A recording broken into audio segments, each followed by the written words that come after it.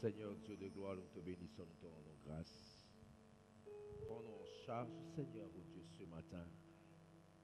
Merci de parler au travers de nous, merci de parler à quelqu'un. Et que ton nom seul soit béni et glorifié, Père. Nous t'exaltons, nous te glorifions. Merci pour ces cœurs d'adorateurs. Merci, Père des gloires, oh Dieu, pour ces cœurs de louangeurs éternels. Laisse que ces lieux soient un haut lieu, Seigneur, où règne ta gloire, où règne ta puissance. Nous te promettons toute la gloire au Dieu et l'honneur. Nous voulons jeter toutes les couronnes à tes pieds, Père. Glorifie ton Seigneur ce matin, éternel. Tu envoies ta parole et ta parole nous guérit. Alléluia. Utilise mes mots, Seigneur. Utilise mes phrases, Seigneur. Peut-être que mes mouvements, oh Dieu, par mes lèvres balbutiantes, oh Dieu, Seigneur, que tu parles à quelqu'un. Merci, Père, oh Dieu éternel. Merci pour ta présence qui sature cet endroit. Père, oh Dieu, nous amène en toute pensée captive à l'obéissance de Dieu le Père. Tu as une parole à propos, Seigneur, pour chacun de nous. Tu connais les problèmes de chacun, Seigneur. Je suis limité par ma connaissance, oh Dieu, mais toi qui connais chacun de nous, Seigneur, le problème, oh Dieu, qui le préoccupe, Seigneur, qui l'a fait pleurer cette semaine, oh Dieu éternel. Peut-être qu'elle est venue, Seigneur, elle a réuni, Seigneur, ses forces, oh Dieu, pour être là ce dimanche matin, Père. Au-delà de nos maquillages, de nos beaux vêtements, Seigneur, tu connais les problèmes qui sévissent dans le cœur. Père, s'il te plaît, en sortant de cette réunion, oh Dieu, que quelqu'un soit soulagé. Père, oh Dieu de gloire, tu le fais parce que tu le sais bien le faire. Au nom de Jésus, nous t'avons ainsi prié. Amen. Gloire à notre Seigneur. Alléluia.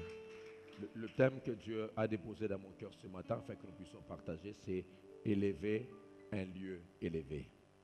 Alléluia. Élever un lieu élevé. Donc, élevé dans le sens de bâtir un lieu élevé. Je nous propose quelques textes de la parole de Dieu et d'autres textes, je veux les lire au fur et à mesure que nous allons évoluer dans notre exhortation ou bien enseignement prévu pour ce matin. Nous allons lire Apocalypse, chapitre 8. Apocalypse, chapitre 8, le verset 3 jusqu'au verset 5.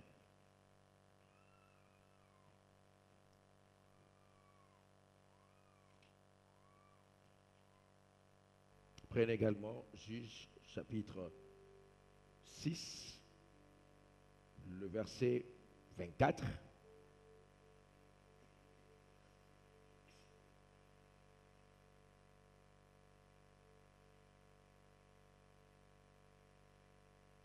Exode chapitre 20, le verset 24 également.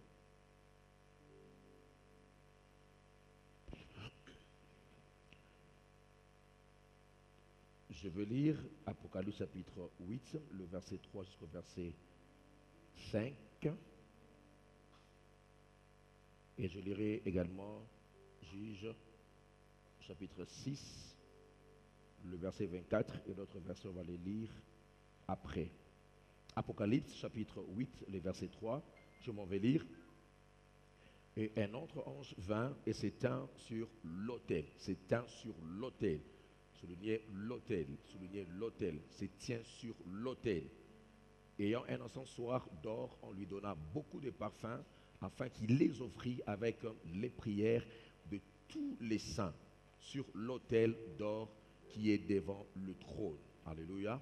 En même temps, nous faisons la lecture, en même temps, nous voulons expliquer le thème central, ou bien le sujet central de ces versets. Quand nous disons élever un lieu élevé, ma préoccupation n'est autre que la focalisation sur le lieu élevé. Or, les lieux élevés, c'est simplement l'autel, mais en français. En grec, c'est phobos, bien bomos, donc B-O-M-O-S, qui veut dire tout simplement un lieu élevé. Ça veut dire l'autel veut dire un lieu élevé. Lorsque nous disons ce matin, élever, un lieu élevé, c'est simplement pour nous dire élever un autel. Ou bien, si nous voulons résumer, c'est simplement bâtir un autel. Amen. Alors ici, de prime abord, vous allez remarquer que la notion des autels ne commence pas dans l'Ancien Testament, moins encore dans le Nouveau Testament. Mais ici, nous sommes dans le livre d'Apocalypse. L'Apocalypse laisse entrevoir les événements qui se passent dans l'éternité.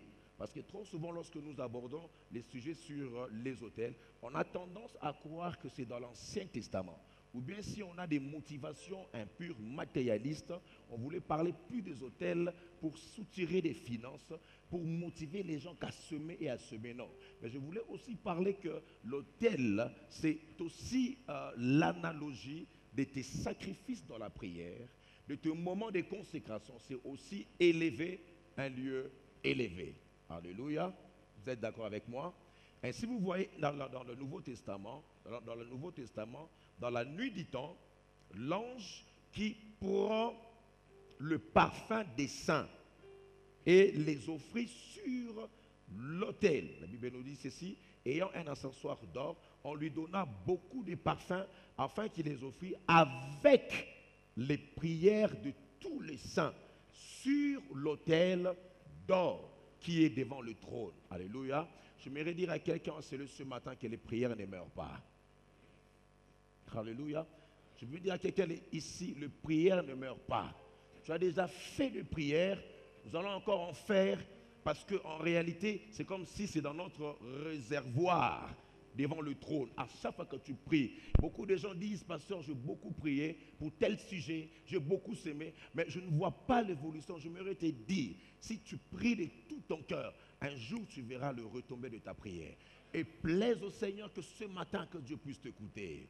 Alléluia. Parce qu'ici, nous voyons d'où partent nos prières. Nous prions, mais ici, on parle de la réalité spirituelle. Ce qui se passe au ciel. On dit ceci, on remet à l'ange, n'est-ce pas, des parfums avec les prières des saints. Donc nous voyons ici le rôle de l'autel qui est céleste, l'autel qui est devant le trône de la grâce de Dieu. Donc cet autel sert, n'est-ce pas, à recevoir les prières des saints. Ce n'était pas simplement dans l'Apocalypse, mais aussi c'est actuellement lorsque nous prions, lorsque nous gênons, nos prières montent devant le trône de la grâce de Dieu. Et je prie le Seigneur en ces lieux que Dieu puisse susciter des hommes et des femmes qui vont donner du travail aux anges. Est-ce que c'est pas là quelqu'un? Alléluia. Je m'efforce de ne pas crier, mais de parler vraiment à un cœur. Ne cesse jamais de bâtir un hôtel. Et j'insiste.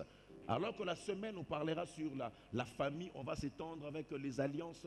Et mon objectif est tout simplement qu'on puisse prier pour nos enfants, qu'on puisse prier pour nos parents et de faire des prières préventives déjà pour les élèves qui vont bientôt commencer l'école ou bien d'autres étudiants d'université. Alléluia. Donc bâtir l'hôtel, ça n'aura rien à voir avec apporte $100, $1000, non. Mais c'est tout simplement pour nous montrer que lorsque nous venons dans la présence de Dieu, nous sommes en train de bâtir un hôtel. Est-ce que je parle à quelqu'un ici?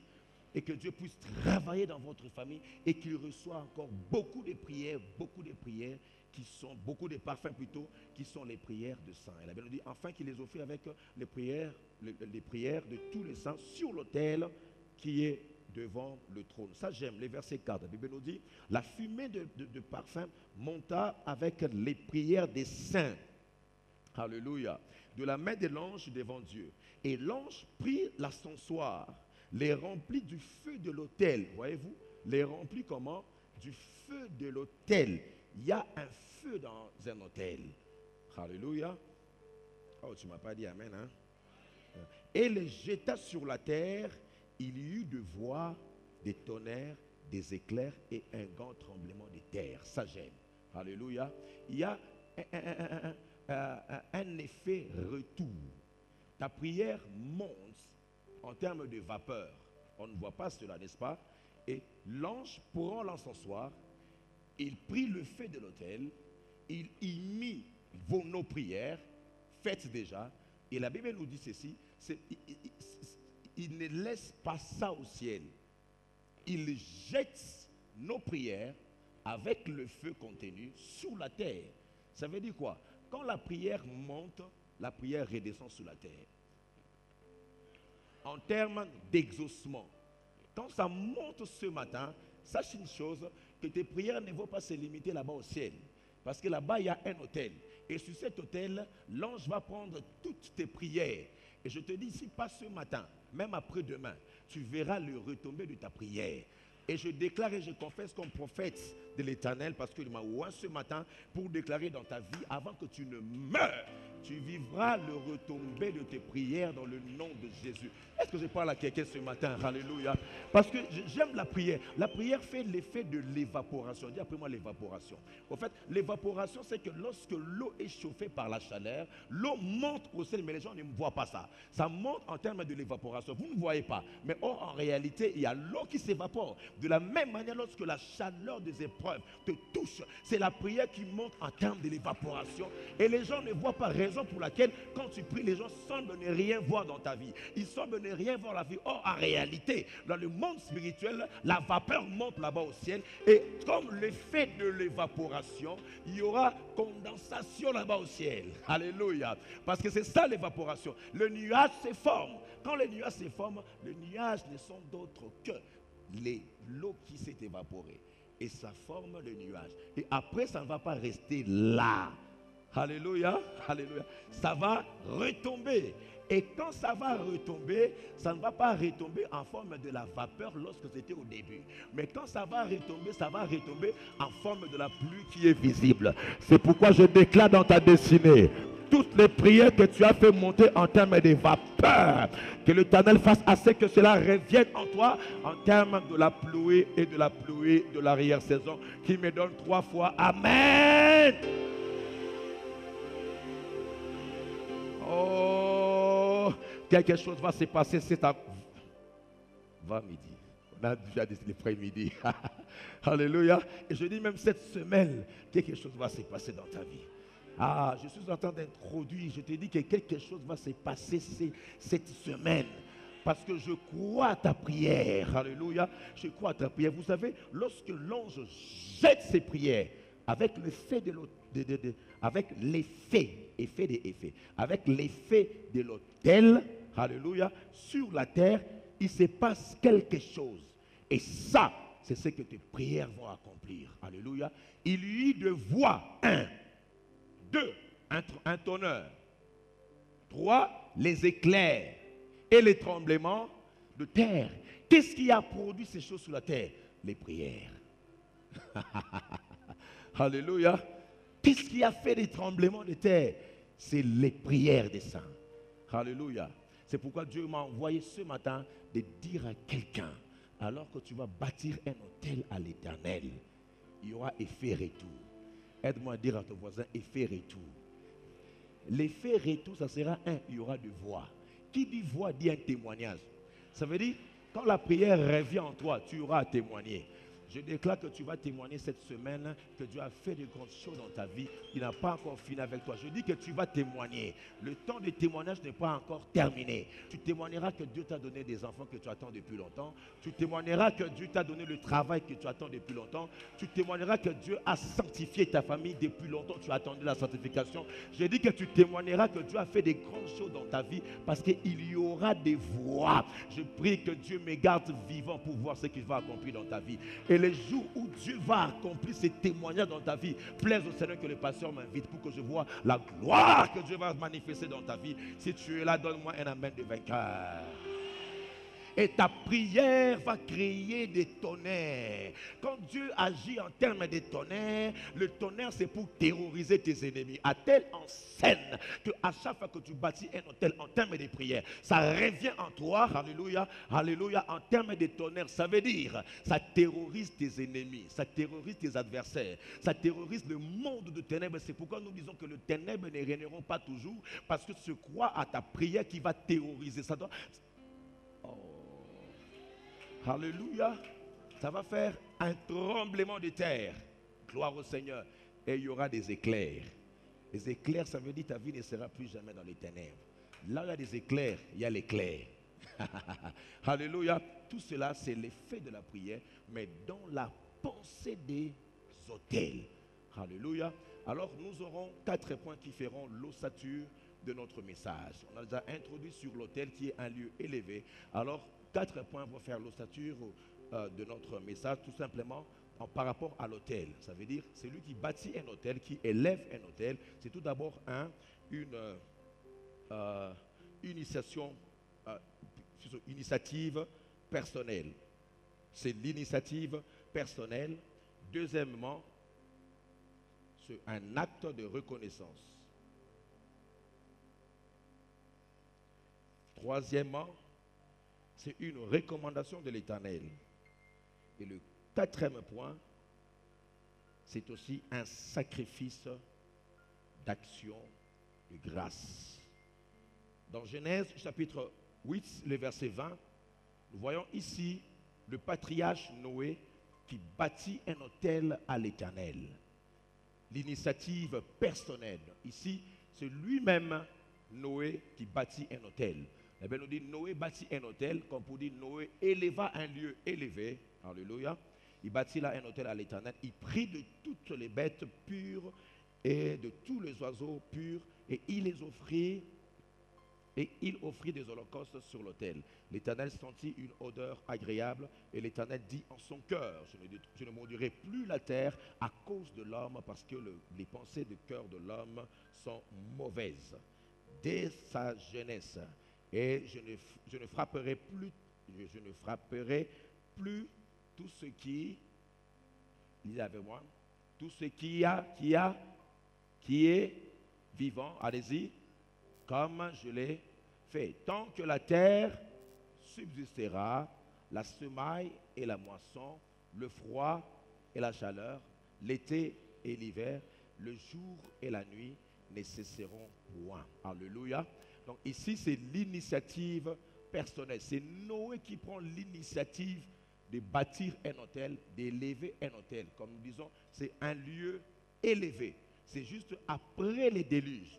Donc Dieu ne lui a pas dit de bâtir un autel, mais lui-même, il voit tout ce que Dieu a accompli, comment est-ce que Dieu a préservé sa famille. La Bible nous dit ceci, Noé, il bâtit là un autel et il offrit à Dieu certaines bêtes, certains animaux. Et vous savez que c'était après les déluges. Et après les déluges, il y avait des espèces des animaux des à deux, n'est-ce pas, dans l'arche. Et quand Noé sort, ça veut dire qu'il n'y a plus des animaux sur la terre. Mais il sacrifie certaines races. Vous voyez ici déjà que bâtir un autel à l'Éternel exige un sacrifice.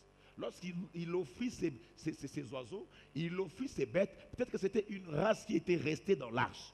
Alléluia. Donc Noé lui-même a pris l'initiative de bâtir un autel en mettant ses animaux, en mettant ses oiseaux sur l'autel de l'Éternel. Alléluia. Et à cause de cet acte qui vient de lui-même, on ne l'a pas poussé à le faire. C'est pourquoi j'aime des réactions spontanées dans l'Église. J'aime quand les gens sont libres de la présence de Dieu et qui prennent eux-mêmes l'initiative d'élever un autel. Alléluia, alléluia. Au lieu qu'il y ait quelqu'un qui vient comme pour nous pousser. Mais ici, Noé lui-même, il bâtit un autel. Mais ici, nous voyons les résultats. La Bible dit, Dieu sentit une odeur, comment? Agréable à l'Éternel. Gloire au Seigneur. Il sentit l'odeur agréable à l'Éternel. Et il jura une odeur plutôt agréable à l'Éternel. Et il jura qu'il ne détruirait plus jamais la terre. Alléluia. Parce qu'il a senti cette odeur agréable. Gloire au Seigneur. Quand cela vient de nous, quand c'est l'initiative personnelle, bien aimé, il y a Dieu qui entre en alliance avec nous et il peut donner une parole par rapport à ta vie que plus jamais il détruira encore ta vie. Alléluia. Ni dans ta destinée parce que c'est l'initiative qui vient, n'est-ce pas, de toi-même au plus profond de ton cœur. Bien aimé, j'ai expérimenté cela lorsque une fois, je bâtis un hôtel, j'ai élevé un lieu élevé dans ma vie. Parce que quand ma femme attendait famille, le deuxième fils, elle attendait famille, elle était grosse, il n'y avait même pas de problème. Il y avait un prédicateur qui annonçait la parole de Dieu, il est déjà décédé. C'est l'homme de Dieu qui était gros, qui prêchait avec puissance, que vous connaissez très bien, Guinée Cham, et il m'aimait tellement. Un jour, il était en train de prêcher, j'ai senti dans mon cœur, j'avais le seul billet que j'avais. Je dis en tout cas, je n'ai pas l'intention de toucher les finances, mais je vous montre simplement que lorsque vous bâtissez un hôtel, ça pourrait être en finance, même aussi par rapport à la prière. Mais j'ai senti dans mon cœur d'aller bâtir un hôtel et lui dire à la fin du message, Lorsqu'il a fini la prédication, que pasteur, ma femme attend famille, et ça, je bâtis un hôtel pour notre garçon qui va venir. Il n'y avait encore rien comme problème. Et il a saisi cette offrande, il a prié pour moi, et il a déclaré, Seigneur, cet hôtel va réclamer cet enfant au nom de Jésus. Après 6 mois, je ne sais pas si je l'ai déjà annoncé ici, une fois dans un témoignage, après 6 mois, nous sommes allés faire l'échographie. Et après l'échographie, les résultats ont donné que notre enfant, il s'est développé normalement, mais ses intestins s'est développé à l'extérieur de son ventre. Ça veut dire qu'il avait le ventre ouvert. Et le médecin nous a dit, en tout cas, ce qui est vrai, il faudrait arrêter cette grossesse. Et ce n'est pas évident. Il faut des opérations, ça coûte cher, ce n'est pas évident. Et nous vous conseillons que vous puissiez arrêter la grossesse. Et vous avez des choses qui vous arrivent dans la vie, dans le ministère, vous rentrez à la maison, vous dites, mais Seigneur, est-ce qu'on a péché ou bien on est sous une loi établie au niveau de la famille? Mais à l'intérieur de nous-mêmes, on a compris que ça fait partie simplement des épreuves. J'ai dit, on ne va pas avorter parce que la Bible nous dit, il n'y aura ni femme stérile, ni celle qui avorte. Nous avons eu la foi avec madame, je lui ai dit en tout cas, on ne dit rien à l'église, on ne dit rien aussi à la famille. Je ne dis rien à ma famille, toi si tu ne dis rien à ta famille. Mais nous prions le Seigneur, demandant à ce que la grossesse puisse continuer. Alors le médecin dit, ok, ça vous regarde. Et je sais que quand cet enfant va naître, il aura des malformations, il ne va pas grandir normalement. Et c'est fort probable même qu'il meure le jour de l'accouchement. Vous savez, des fois, le Seigneur vous dit des choses, les diables vous soufflent des choses, ils vous annoncent des nouvelles pour toucher votre foi. Mais à chaque fois que tu reçois une nouvelle de la part de l'ennemi, dis-toi, le diable est un menteur. Le médecin ne peut que diagnostiquer, mais c'est Dieu qui est le véritable Jéhovah Rapha, qui est capable de toucher nos corps et de toucher nos vies. On a continué à prier le Seigneur et chaque matin, je me levais, je bâtissais un hôtel. Ce n'est pas que je donnais à ma femme quelque chose, mais je mettais ma main sur son ventre, je déclarais la parole prophétique en disant, ses intestins vont revenir dans le ventre de l'enfant. Je le déclarais de tout mon cœur avec foi, avec détermination. 1 mois, 2 mois, 3 mois, après 7 mois, on est parti faire encore la deuxième échographie, ce qui est formidable. Notre Dieu, c'est un véritable metteur en scène. Il permet à ce que les choses puissent se compliquer pour te pousser à chercher encore plus la face de l'Éternel. Quand nous sommes arrivés ce jour-là à l'échographie, ma femme était entrée, moi j'étais resté sur la salle d'attente et elle était entrée. Et je savais, parce que le médecin nous avait dit en premier lieu, lorsque on va faire la deuxième échographie, si le résultat demeure le même, en tout cas là, on va vraiment extirper l'enfant et on ne prendra pas de risque. Et moi j'étais là, j'ai intercédé. Et il a dit, s'ils naissent comme ça, Dieu fait grâce. Mais il faut que cet enfant puisse aller vivre en Europe parce que là-bas, il y a beaucoup la technologie, les moyens, ils peuvent vivre là-bas en Europe, vivre en Europe. Donc vous quittez Kinshasa, vous allez là-bas avec la femme, aller vivre là-bas en Europe. Pas enfant congolais, mais en Europe. Alléluia. Il y a des choses, des fois, quand tu prêches, tu es comme un ange. Hein, mais à l'intérieur de toi-même, tu sens qu'il y a des choses dans ta famille. Je me rappelle, une fois, j'allais prêcher avec ce problème. Je me suis agenouillé à prêcher. Je pleurais de toutes mes larmes. Alors, les enfants de la jeunesse ont dit, les pasteurs pleurent. Aujourd'hui, il y aura une onction terrible. Bon, moi, je ne pleurais pas à cause de l'onction. Mais je pleurais parce qu'il y a un problème dans ma famille. Ce n'était pas facile. Alléluia. Et j'étais là sur la salle d'attente. Ma femme était entrée. J'étais vraiment dans tous mes états. J'étais en train d'observer les corps médicaux lorsqu'ils entraient, lorsqu'ils sortaient. Je m'attendais vraiment à une nouvelle. Et à chaque fois que un médecin, un infirmier entrait, il revenait, je me disais, mais Seigneur, est-ce qu'il y aura une bonne solution par rapport à mon problème? Un bon résultat? Ma femme a traîné. Et après 45 minutes, elle est sortie en train de pleurer. Aïe, quand j'ai vu les larmes, j'ai dit, ok, ça va, on part aux États-Unis ou bien... Je l'ai vu en train de pleurer. Parce que quand elle était entrée, la première échographie, elle pleurait. Et la deuxième échographie, encore elle sort en train de pleurer. Je lui demande, mais pourquoi tu pleures? Il dit, voici, lorsqu'on est en train de me sculpter, je ne cessais de poser les questions à l'échographe là. Est-ce que l'enfant se porte bien? Et le médecin disait, non, ça se passe très bien. Et elle pose la question, alors les intestins de l'enfant. Mais le monsieur regarde et dit non, les intestins se développent très bien à l'intérieur du ventre de l'enfant. Il n'y a même pas d'anomalie. Même pas d'anomalie. Vous savez, quand elle a dit ça, je dis non. Pareille chose, même si Dieu ouvrait les fenêtres au ciel. En médecine, telle chose. On se dit, non, non, les jours de l'accouchement, là, moi-même, je dois être là pour vérifier réellement si c'était réel. Alléluia. Et le jour où elle a accouché, moi-même, je suis entré dans la salle de travail. Vous savez, mes bien-aimés frères et sœurs, il faut beaucoup de respect à nos mamans. Alléluia. Je suis entré, et puisque c'était compliqué, on devait faire la césarienne. Moi-même, quand je suis entré, le monsieur a dit, tu vas supporter. Je dis, oh non, je vais supporter. Et quand ils ont commencé à couper ma femme, je dis, maman, nanga baboumi, nanga moisi. Ils coupent la peau, la chair, la graisse, je vois ça comme ça. Et je fais semblant. J'avalais seulement la salive.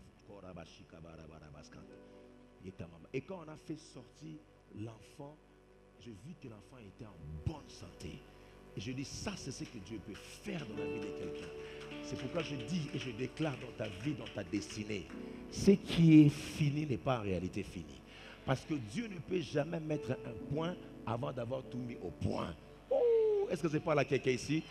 Alléluia. Et il le fera encore dans ta vie. Et je me suis rappelé d'une chose. Certainement, Dieu a vu là où on a élevé un lieu élevé.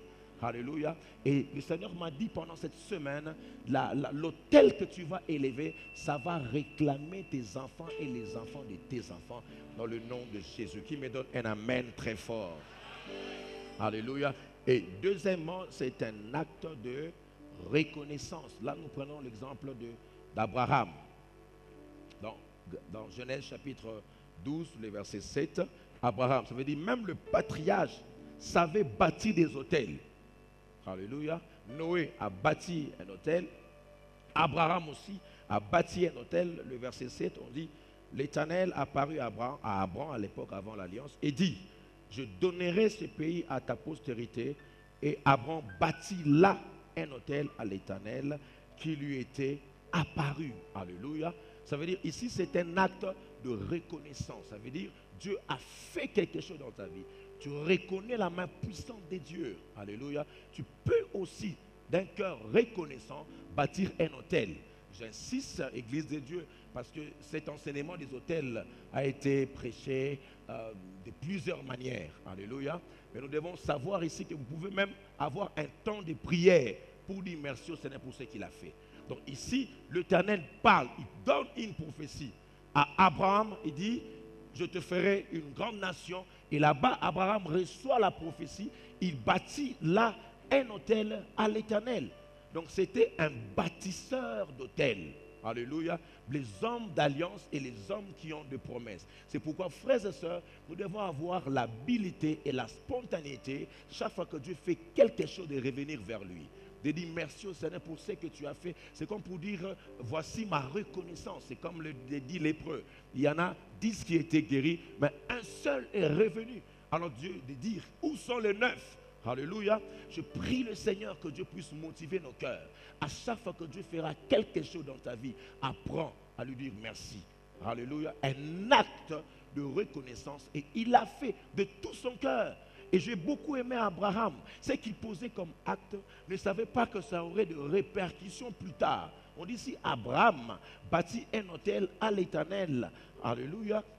L'Éternel qui lui était apparu. Mais après, quand il s'est encore transporté quelque part, il bâtit encore un autre autel pour manifester sa reconnaissance à l'Éternel. Dans Genèse chapitre 12, le verset 8, la Bible nous dit, il s'est transporta de là vers la montagne à l'orient de Bethel et il dressa ses tentes. Ayant Bethel, soulignez très bien, ayant Bethel à l'occident et Haï à l'orient, il bâtit encore là un autel à l'Éternel et il invoqua le nom de l'Éternel.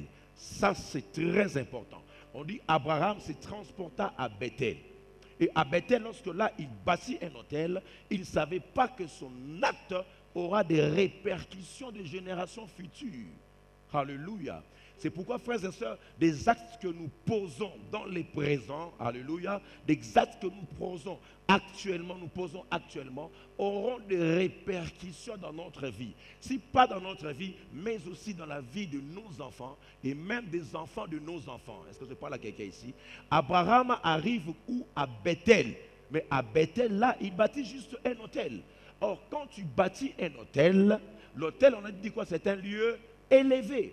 C'est l'image de l'adoration. C'est l'image de l'intimité.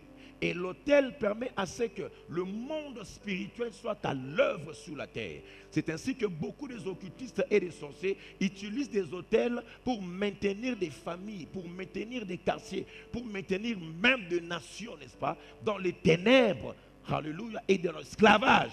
Parce que là, ils ont bâti des autels. Donc, de la même manière que le diable est le singe de Dieu, en termes des autels, alléluia, nous aussi, lorsque nous bâtissons des autels, lorsque nous élevons des autels, ça veut dire que ça donne à Dieu la capacité de venir intervenir dans nos vies, si pas dans nos vies, mais aussi dans notre avenir. Sur quoi nous pouvons dire avec fermeté, avec conviction, qu'il y a des choses que nous posons comme actes aujourd'hui auront des répercussions dans l'avenir. Laisse-moi te dire une chose. Lorsque Abraham bâtit un hôtel à Bethel, il ne savait pas qu'un jour, un de ses petits-fils, Jacob, va se retrouver à Bethel avec un problème.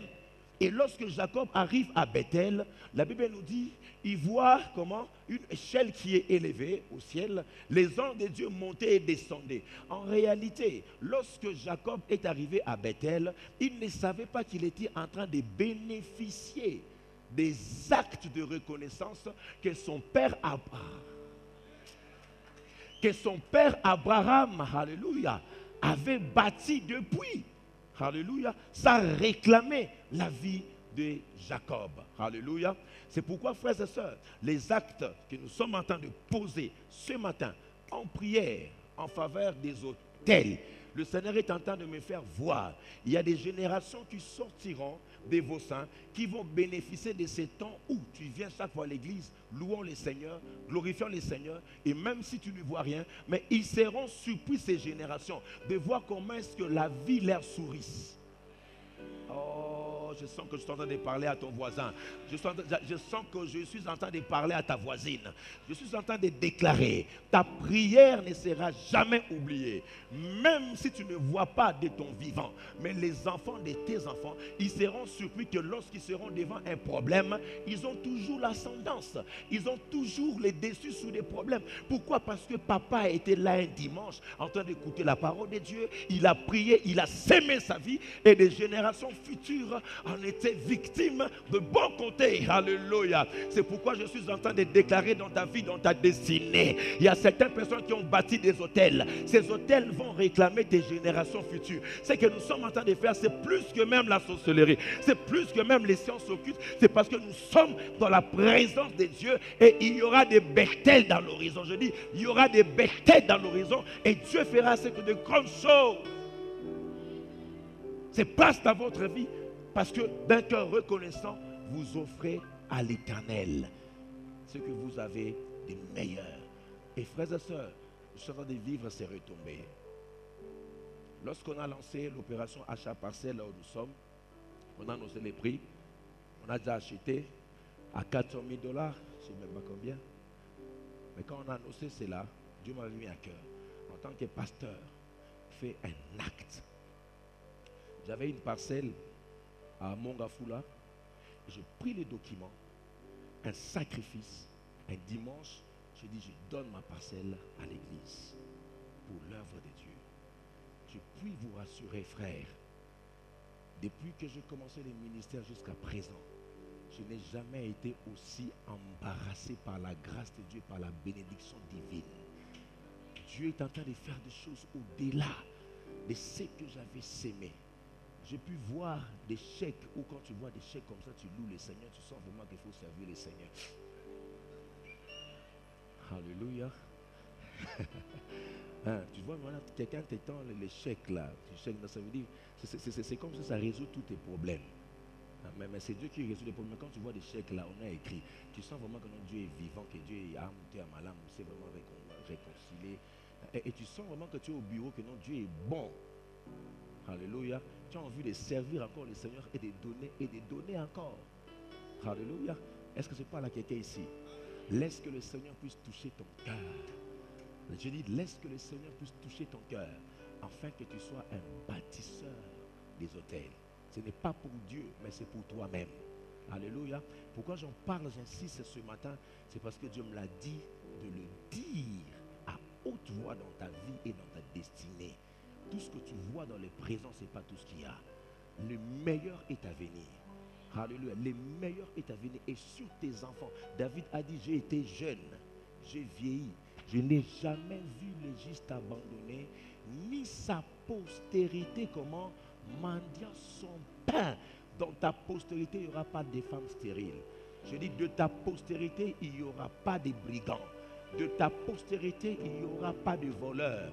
Je dis, dans ta postérité, frères et sœurs, il n'y aura pas celui qui va mendier son pain.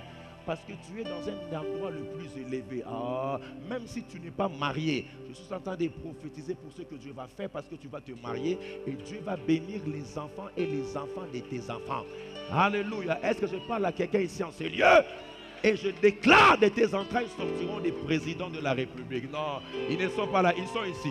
Je suis en train de déclarer, je vois ici ça. Donc de ta postérité là, sortiront des hommes et des femmes puissants dans cette nation et qui vont marquer leur génération parce que tu as compris le secret.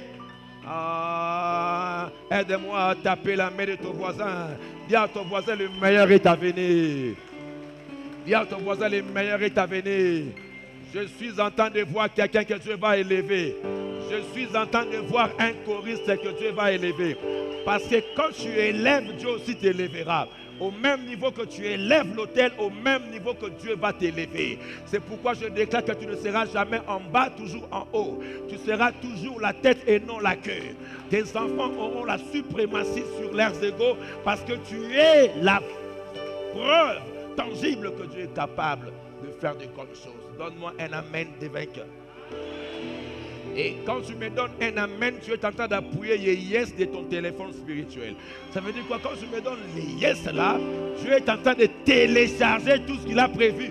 Je dis, Dieu est en train de télécharger tout ce qu'il a prévu pour toi. Bien-aimé, tu le vivras sur la terre. En réalité, frère, tout ce que tu demandes à Dieu sont en toi, mais en mode éveil. Même quand les gens te voient, c'est comme si l'ordinateur est noir. Mais ce n'est pas que l'ordinateur a planqué. Alléluia. Il suffit seulement quand tu touches un bouton, paf, tu verras que c'était un mot d'éveil. C'est pourquoi je déclare dans ta vie, quand tu me donnes un amen là, Dieu est en train de toucher les yes. Amen veut dire ainsi soit. Dans ta vie, dans ta famille, dans ta destinée, quand tu te coucheras à l'aise. Parce que 1000 tomberont à gauche, 10 000 tomberont à droite, tu ne seras jamais atteint. Parce que je suis un homme qui bâtit les autels. Est-ce que c'est pas là quelqu'un ici? Ma prière est un autel. Mes sacrifices sont des autels. Et Dieu fera de grandes choses dans ma vie et dans ma destinée. Aide-moi à dire à ton voisin, Dieu n'a pas encore fini avec toi. Je dis, Dieu n'a pas encore fini avec toi. Et cette semaine, il t'amènera encore plus loin. Je dis plus loin que là où tu es arrivé. Je dis plus loin. Et rien ne pourra t'arrêter. Alléluia. Rien ne pourra t'arrêter. Et frères et sœurs, en troisième point, ce qui est formidable, l'épicentre même de notre message, c'est lorsque c'est une recommandation de l'Éternel lui-même. Alléluia. L'initiative personnelle, acte de reconnaissance, mais c'est aussi lorsque Dieu te dit une recommandation. Quand Dieu lui-même te dit, bâtis-moi un autel. Parce qu'il sait, Dieu connaît l'importance des autels. C'est pourquoi il exige à ce que son peuple puisse lui bâtir des autels. C'est très important parce qu'il veut intervenir dans ta vie et dans ta destinée. Alléluia. Écoute les versets 24, lisons ensemble. Allez-y, il dit quoi? Tu m'élèveras. Exode 20, le verset 24, il dit, tu m'élèveras un autel de terre sur lequel tu offriras des holocaustes et des sacrifices d'action, des grâces, des brebis et des bœufs. Il dit quoi? Partout où je rappellerai mon nom, je ferai quoi? je viendrai à toi et je te bénirai. Alléluia. Ça j'aime. Lorsque Dieu recommande à ce que nous puissions lui bâtir un autel, tout d'abord, c'est pour que tu sois en souvenir devant lui constamment. Alléluia. Parce qu'il dit, partout où je rappellerai mon nom, je viendrai pour intervenir dans ta vie. Et partout où tu seras, lorsque Dieu te dit, bâtis-moi un autel, c'est parce qu'il veut assez qu'il puisse intervenir dans ta vie. Partout où tu seras, je viendrai. Et 2, je te bénirai. Alléluia. Pour te bénir, c'est pour ton bien. Ça veut dire que tu bâtis un autel, ce n'est pas pour toi-même, mais c'est pour ton bien. C'est pour que Dieu puisse intervenir dans tout ce que tu entreprendras. C'est pourquoi le Seigneur m'a dit ce matin, pendant toute cette semaine, la prière que tu vas élever en ces lieux, ça sera un autel qui va pousser Dieu partout où tu seras. Parce que Dieu dit, certaines personnes sortiront de cette ville. Certaines personnes, Dieu va les envoyer au loin de cette nation, avec une mission bien déterminée, même sur le plan séculier, comme aussi sur le plan du ministère. Mais Dieu dit que partout où tu seras, lorsque tu prieras, lorsque tu vas intercéder, lorsque tu auras des combats, Dieu va se rappeler que tu as bâti un autel et il viendra, que ce soit dans l'avion, que ce soit dans un bateau, que ce soit dans une voiture, partout quand tu prieras, mon Dieu me dit, quand il va se rappeler de ce que tu as fait, il va intervenir dans ta vie et dans ta destinée. Et quand il va venir dans ta vie, ce qui va se passer, c'est qu'il va bénir ta vie. Parce que la Bible nous dit, c'est seule la bénédiction de l'Éternel qui enrichit et il la laisse suivre d'aucun chagrin. Ça veut dire quand il viendra dans ta vie, il bénira ta vie afin que tu sois une source de bénédiction. Ça veut dire par toi ta famille sera bénie, par toi ton église sera bénie, par toi bien-aimé ton pays même sera béni parce que tu es un bâtisseur d'autel et Dieu le fera dans ta vie, dans ta destinée, partout où tu seras, il viendra. Et quand Dieu vient, il ne vient pas comme tout le monde peut venir. Quand il vient avec tous ses attributs. Il vient comme El Shaddai, le Dieu tout-puissant. Quand tu auras des ennemis, il vient devant toi comme Jéhovah ta bannière parce qu'il va combattre pour toi. C'est pourquoi il peut te dire, gardez silence car je combattrai pour toi. Quand tu seras malade, il viendra comme Yahweh Rapha, le Dieu qui te guérit, le Dieu qui te bénit. Quand tu auras des problèmes financiers, il viendra comme Jéhovah Jireh. Tu le verras de tes yeux et tu diras comme Job, mon oreille avait entendu parler de Dieu, mais maintenant mes yeux t'ont vu. Quand tu auras des problèmes, tu diras comme Job, je sais une chose, que même si ma peau s'attache, alléluia, à mes os, même si je suis brisé, mais je sais une chose, que mon Rédempteur est vivant. Mon Rédempteur est vivant et il se lèvera et il viendra dans ta vie. Oh, si tu es là, acclame très fort Dieu. Acclame très fort Dieu. Acclame très fort Dieu. Et je suis en train d'annoncer dans ta destinée, dans ta vie, dans ta famille, ça c'est prophétique. Je sens que ça c'est prophétique. Si dans ta famille vous avez senti les lois établies, les autels des Baals, comme Gédéon, Dieu te choisit. Et il dit à Gédéon, renverse l'autel des Baals qui appartient à ton père. Bien aimé, cette semaine, nous allons nous occuper de tous les autels des Baals de nos familles. Nos parents qui ont fait des autels, qui étaient dans la magie, dans la franc-maçon, dans la rose-croix. Et à cause de cela, la main de Madian était forte en Israël. Ils travaillaient mais rien n'allait. Ils travaillaient, rien ne marchait. Comme ta vie, vous sentez des limitations, vous sentez des blocages. Pourquoi? Parce qu'il y a un parent, parce qu'il y a un grand-père qui a contracté les alliances, qui ont fait des autels, et à cause de cela, la vie des enfants en pâtisse.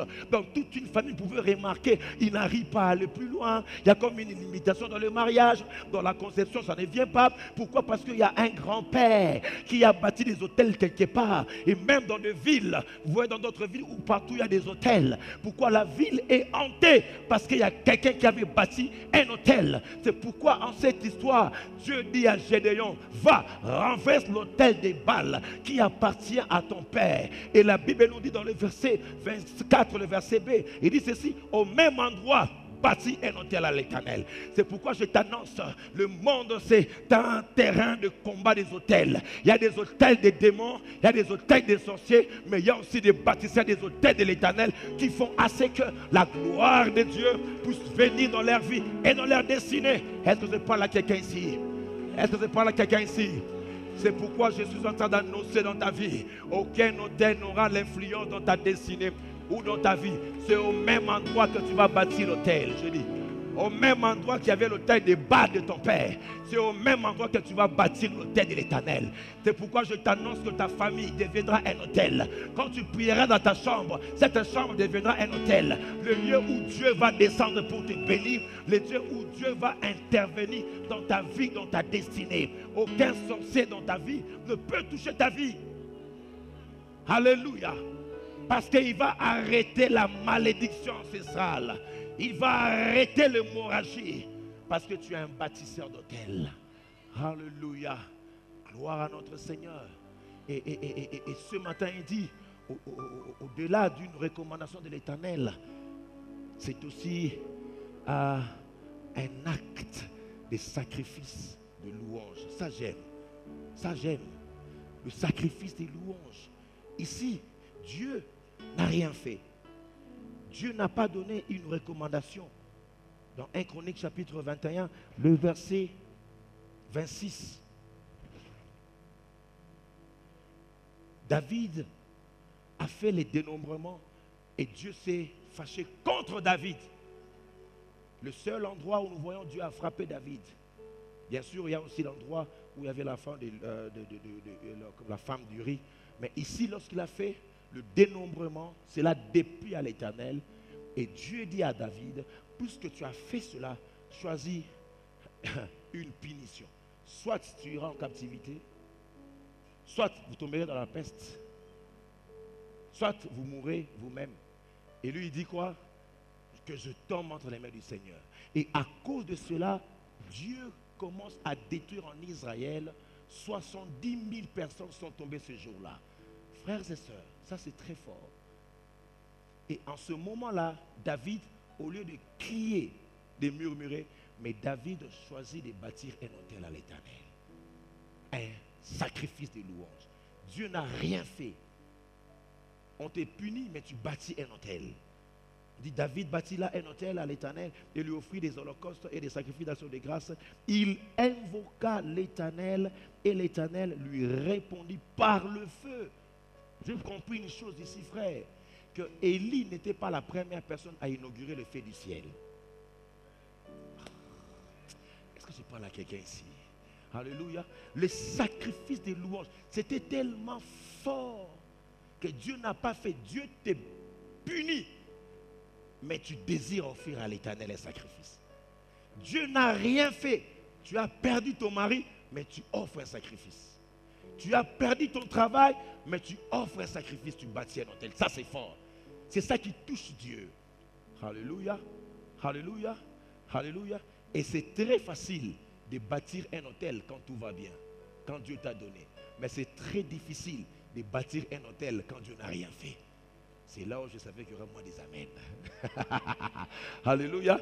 Mais quand tu fais, alléluia, cet acte de sacrifice de louange, sache une chose, le feu de l'Éternel descendra, l'approbation, comme pour te dire, le Seigneur t'approuve encore. Il marchera avec toi et tu vivras la grandeur de Dieu. Quelqu'un a été béni ce matin? Est-ce qu'on peut se mettre ensemble debout dans la présence de Dieu? J'aimerais t'inviter à prier là où tu es dans la présence de Dieu. Lève ta voix et dis merci au Seigneur par rapport à cette parole. Peut-être une reconnaissance, peut-être que tu n'as pas encore rien vu, mais tu veux faire un sacrifice d'action de grâce. Mais j'aimerais simplement que ça soit en prière. Fais-le en prière. Déclare-le en prière. Fais-le en prière. De tout ton cœur. Puise à l'intérieur de toi-même. Même si tu es mal de toi-même.